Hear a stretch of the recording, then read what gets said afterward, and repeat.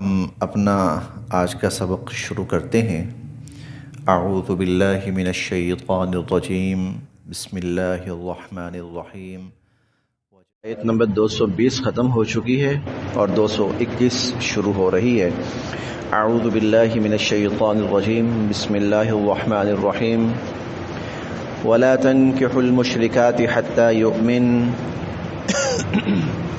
وَلَأَمَةٌ مُؤْمِنَةٌ خَيْرٌ مِّن مُّشْرِكَةٍ وَلَوْ أَعْجَبَتْكُمْ وَلَا تُنكِحُوا الْمُشْرِكِينَ حَتَّى يُؤْمِنُوا وَلَعَبْدٌ مُّؤْمِنٌ خَيْرٌ مِّن مُّشْرِكٍ وَلَوْ أَعْجَبَكُمْ أُولَٰئِكَ يَدْعُونَ إِلَى النَّارِ وَاللَّهُ يَدْعُو إِلَى الْجَنَّةِ وَالْمَغْفِرَةِ بِإِذْنِهِ وَيُبَيِّنُ آيَاتِهِ لِلنَّاسِ لَعَلَّهُمْ يَتَذَكَّرُونَ۔ ولا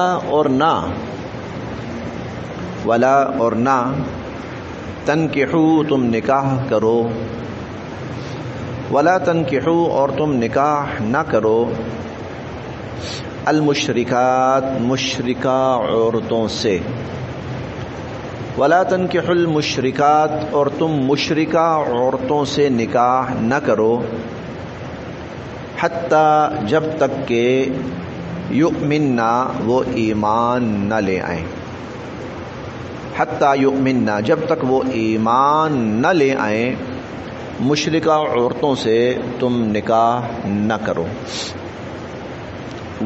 اور لا یقیناً، اماتن باندی، لونڈی، باندی، کنیز، وَلَأَمَةٌ اور یقیناً ایک باندی، مُؤْمِنَةٌ جو ایمان والی ہو، باندی جو ایمان والی ہو، خیرٌ وہ کہیں بہتر ہے، من مشرکہ مشرکہ عورت سے، خیر من مشرکہ وہ مشرکہ عورت سے کہیں بہتر ہے، ولو اور اگرچہ اعجبت وہ مشرکہ تمہیں اچھی ہی کیوں نہ لگے، اعجبتکم اگرچہ وہ مشرکہ تمہیں کتنی ہی اچھی کیوں نہ لگے، پھر بھی جو ایک لونڈی اور باندی ہے وہ ایمان والی ہو، وہ اللہ کی نظر میں اس مشرکہ سے کہیں بہتر ہے۔ ولا اور نہ تنکحو تم نکاح کراؤ، ولا تنکحو اور تم نکاح نہ کرواؤ اپنی خواتین کا، تم نکاح نہ کرواؤ اپنی خواتین کا، المشرکین مشرک مردوں سے، حتیٰ جب تک کہ یؤمنو وہ ایمان نہ لے آئیں، حتیٰ یؤمنو جب تک وہ ایمان نہ لے آئیں، ولا عبد اور لا یقیناً عبد غلام، مؤمن ایمان والا، اور مومن غلام ایمان والا غلام، خیر وہ بہت بہتر ہے، من مشرک مشرک سے، ولو چاہے اگرچہ اعجبکم وہ مشرک تمہیں کتنا ہی اچھا کیوں نہ لگے، ولو اعجبکم چاہے وہ مشرک تمہیں کتنا ہی اچھا کیوں نہ لگے۔ اللہ تعالیٰ نے ایک تو دو باتیں اس میں بڑی واضح بیان فرمائی، ایک تو یہ ہے کہ نکاح کے لیے ایمان کا ہونا شرط ہے، نکاح کے لیے ایمان کا ہونا شرط ہے، مشرک کے ساتھ نکاح نہیں ہو سکتا، مشرک کے ساتھ نکاح نہیں ہو سکتا، مسلمان کا نکاح مسلمان کے ساتھ ہی ہو سکتا ہے، البتہ جو اہل کتاب ہیں ان کے ساتھ ہو سکتا ہے یا نہیں ہو سکتا تو انشاءاللہ تھوڑا آگے چل کر وہ مضمون خود آنے والا ہے۔ جب وہ مضمون آئے گا تو وہاں پر ہم تفصیل سے پڑھ لیں گے. لیکن مشرک سے بہرحال مومن کا نکاح نہیں ہو سکتا. آج کل کی عام اصطلاح میں ہم کہیں تو ہندو اور مسلمان کا نکاح نہیں ہو سکتا. ہندو اور مسلمان کا نکاح نہیں ہو سکتا، اس لیے کہ ہندو مشرک ہے. اسی طرح وہ تمام مذاہب جو کسی آسمانی تعلیم پر نہیں ہے، وہ سب کے سب تقریباً مشرکین کے زمرے میں آتے ہیں. مسلمان کا ان سے نکاح نہیں ہو سکتا. ایک بات تو یہ ہے. اب دوسری بات یہ ہے کہ باندی اور غلام، یہ دو لفظ آئے، باندی اور غلام. آج کل اس کا تصور نہیں ہے دنیا میں کہیں پر بھی، یا کم از کم اس شکل میں اس کا تصور نہیں ہے. اس شکل میں اس کا تصور نہیں ہے. لیکن جب قرآن کریم کا نزول ہو رہا تھا اس وقت پوری دنیا کے اندر غلام اور باندی کا تصور موجود تھا. انشاءاللہ اس پر بھی تفصیل سے بات ہوگی. وہ بات یہ ہوگی، موضوع یہ ہے کہ دنیا یہ کہتی ہے کہ مسلمان عورتوں اور مردوں کو غلام اور لونڈی بناتے ہیں، اور لونڈی اور غلام بنانے کی تلقین کرتے ہیں اور تعلیم دیتے ہیں. پروپیگنڈا یہ ہے. اس کا مختصر سا جواب یہ ہے، حضور علیہ الصلوۃ والسلام کی تشریف آوری سے اور آپ کو نبوت ملنے سے 650 سال پہلے عیسیٰ علیہ السلام پر انجیل نازل ہوئی، اس میں غلام اور لونڈی کا ذکر موجود ہے. اور حضور علیہ الصلوۃ والسلام کو نبوت اور کتاب ملنے سے تقریباً 2000 سال پہلے تورات نازل ہوئی اور اس میں غلام اور لونڈی کا ذکر موجود ہے. اس کا مطلب یہ ہے کہ یہ بہت پہلے سے کوئی سلسلہ چلا آ رہا ہے، حتیٰ کہ حضور علیہ الصلوۃ والسلام جب تشریف لائے تو تب بھی یہ سلسلہ موجود تھا. لہذا ایک بات تو کلیئر ہو گئی کہ اسلام نے اس کا آغاز نہیں کیا، اس کی تلقین نہیں کی، بلکہ یہ ہزارہ سال پہلے سے، بلکہ حضرت ابراہیم علیہ السلام 4000 سال پہلے گزرے ہیں. ان کی تعلیمات اٹھا کے دیکھ لیجیے غلام اور لونڈی کا تصور آپ کو وہاں پر بھی ملے گا. تو ایک غلط فہمی. اب جو غلام ہوتا تھا، لونڈی ہوتی تھی، وہ معاشرتی طور پر اس معاشرے کا سب سے پسا ہوا اور دبا ہوا طبقہ ہوتا تھا، جس کے کوئی حقوق نہیں ہوتے تھے، جس کی کوئی مرضی نہیں ہوتی تھی. یاد رکھیے آج کل جو ملازم اور ملازمہ ہے یہ اس زمرے میں نہیں آتے، بالکل نہیں. غلام اور لونڈی اور چیز ہیں، ملازم اور ملازمہ قطعاً اور چیز ہیں. قطعاً ملازم اور ملازمہ وہ غلام اور لونڈی نہیں ہے. تو غلام اور لونڈی جو ہوتے تھے وہ معاشرے کا سب سے پسا ہوا دبا ہوا طبقہ تھا، اور اس کا کوئی حق نہیں تھا، کوئی مرضی نہیں ہوتی تھی ان کی.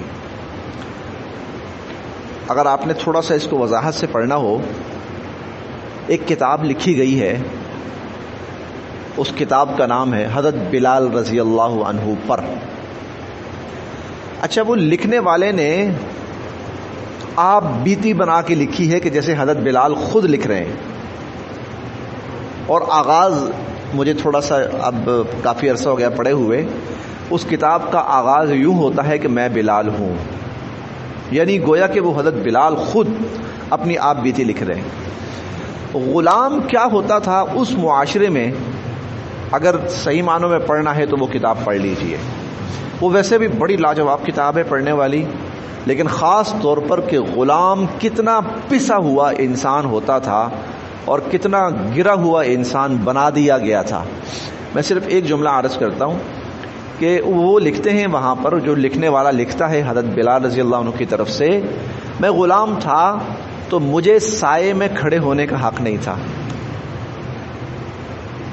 اور جب تک میرا مالک بیٹھا ہوا ہے، آقا بیٹھا ہوا ہے، میں مجبور تھا کہ میں نے کھڑا رہنا تھا. گھنٹہ لگتا ہے، 2 گھنٹے لگتے ہیں، 4 گھنٹے لگتے ہیں، 6 گھنٹے لگتے ہیں. میرے مالک کو پورا حق تھا کہ وہ کسی بھی بات پر میرے ساتھ کوئی بھی سلوک کر دے.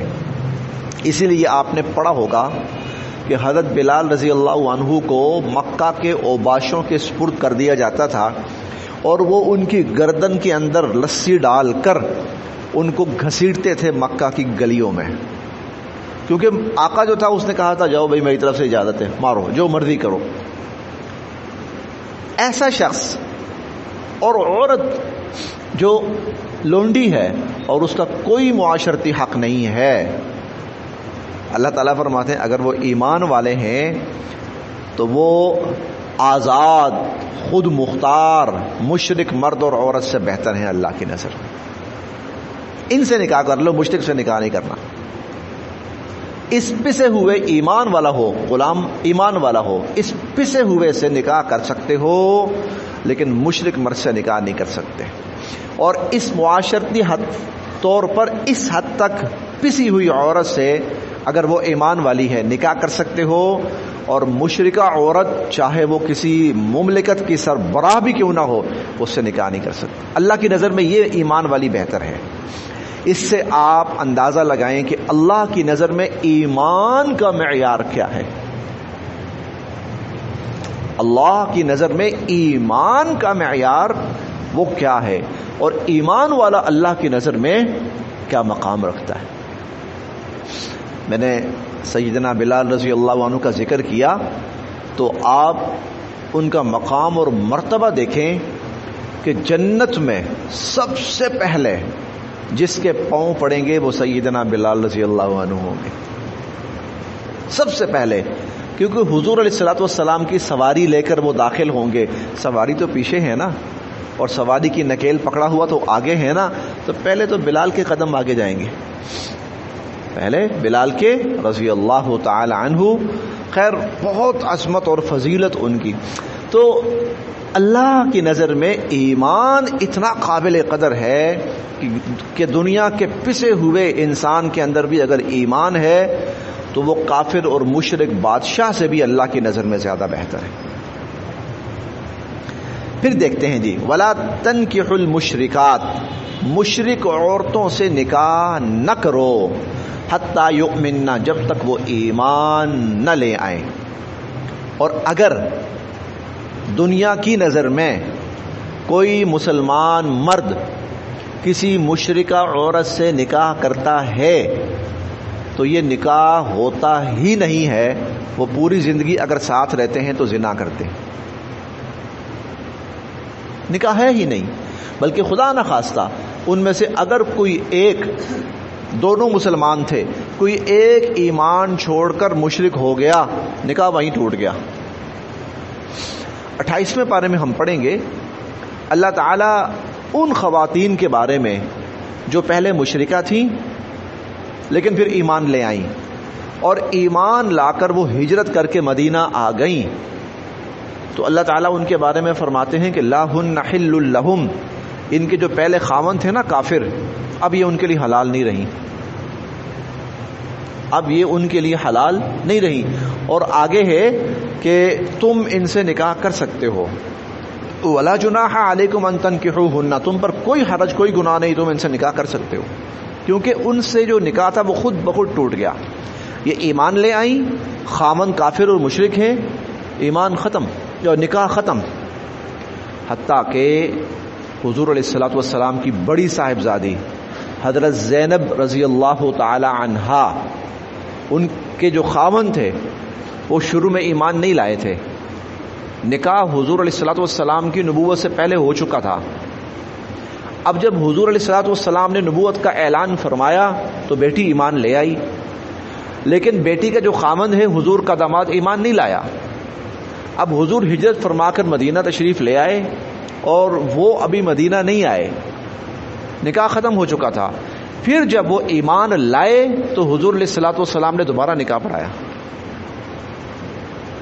حضور علیہ الصلوۃ والسلام نے ان کا دوبارہ نکاح پڑھایا کہ تمہارا جو ایمان کے ٹوٹ جانے کی وجہ سے، ایمان کے ختم ہو جانے کی وجہ سے، ان کا ایمان نہیں تھا، اس کا خاوند کا نکاح ٹوٹ گیا تھا۔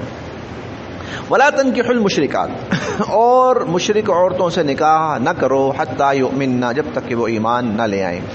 وَلَأَمَةٌ مُؤْمِنَةٌ ایک باندی ایمان والی ہو خیرٌ وہ بہت بہتر ہے من مشرکہ عورت سے، یعنی وہ مشرکہ عورت جو آزاد ہے، پورے اختیارات کی حامل ہے، اس سے باندی ایمان والی بہتر ہے۔ وَلَوْ أَعْجَبَتْكُمْ چاہے یہ مشرکہ عورتیں تمہیں کتنی ہی اچھی کیوں نہ لگیں۔ وَلَا تُنْكِحُوا الْمُشْرِكِينَ اور نہ نکاح کراؤ اپنی عورتوں کے مشرک مردوں سے، حتیٰ یؤمنوا جب تک کہ وہ ایمان نہ لے آئیں، وَلَعَبْدٌ مُؤْمِنٌ اور ایک غلام جو ایمان والا ہو خیرٌ وہ بہت بہتر ہے من مشرک مرد سے، وَلَوْ أَعْجَبَكُمْ چاہے وہ تمہیں کتنا ہی اچھا کیوں نہ لگے۔